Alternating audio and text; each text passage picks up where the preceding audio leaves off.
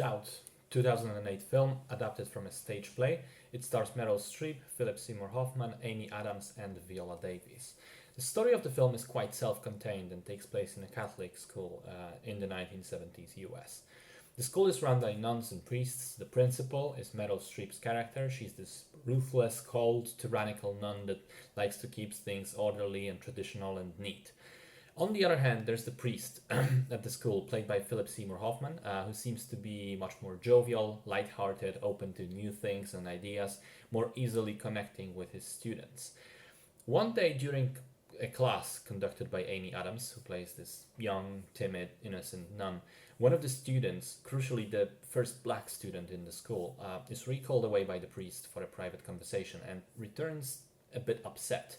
The young nun notices this, talks to the kid, and passes this information on to the head nun, who raises suspicion.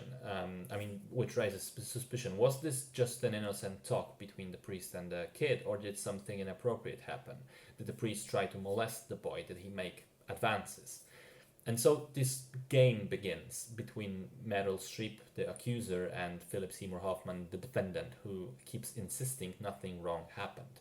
Now, crucially, we, the audience, never actually see the event in question, and we never really get a conclusive piece of evidence of what happened. In fact, both during the stage play production and the making of this film, the writer-director only revealed what happened to the actor playing the priest so that he would know how to play him. The rest is open to our judgment, to our preference of who convinces us at the end of the day, who we decide to side with. And the absolute most masterful element of the film is the constant uncertainty, doubt, as it were, and the way our perspective of the characters shifts around. At the beginning, Meryl Streep is painted as the clear villain of the piece, a person set in her own ways, completely close-minded, impossible to convince that she may be wrong in her opinions or decisions.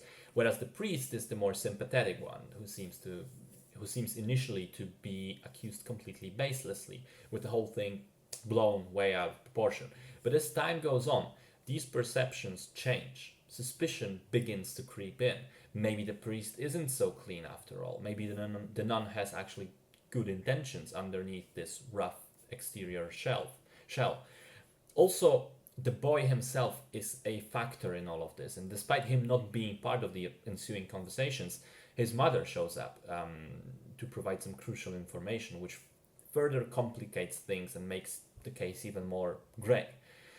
I think the way these character dynamics and central drama are handled is just amazing. It's been a while since I went on such a roller coaster of changing opinions towards the story and the characters. And even at the end of the film, I was still largely conflicted, upset about the conclusion. I think in making a film about such topics, it would be very easy to fall into the traps of making the priest and the nun very one-dimensional as characters, and the drama straightforward and stereotypical. And let's face it, sometimes in real life it is that way. When you think of, just how rampant pedophilia is in Catholic Church, statistically speaking, some of those cases will be cut and dry. But this one is much more morally ambiguous. Of course, primarily due to the fact that we don't know what actually happened, whether or not something improper happened. Whether there's something to actually pass judgment on. The writing is one large part of that, but the performance is truly elevated as well. The film is a masterclass in nuanced acting. All four of the main cast are splendid. I can't stress enough how sublime this aspect of the film is.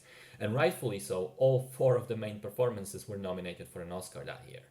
I think the film's look also complements its substance quite well. It has this cold, dreary winter look with shades of grey and other cold colors in the palette itself to sort of mirror what's going on in the script. And so with that in mind, the film manages to be really interesting visually as well, despite the fact that it takes place primarily inside a few rooms. All in all, I'm just amazed by Doubt. I really loved the way it handled its story and juggled the character dynamics. It's a terrific example of a movie that leaves you thinking for quite a while afterwards. And honestly, it's worth seeing, even if it's just for the performances.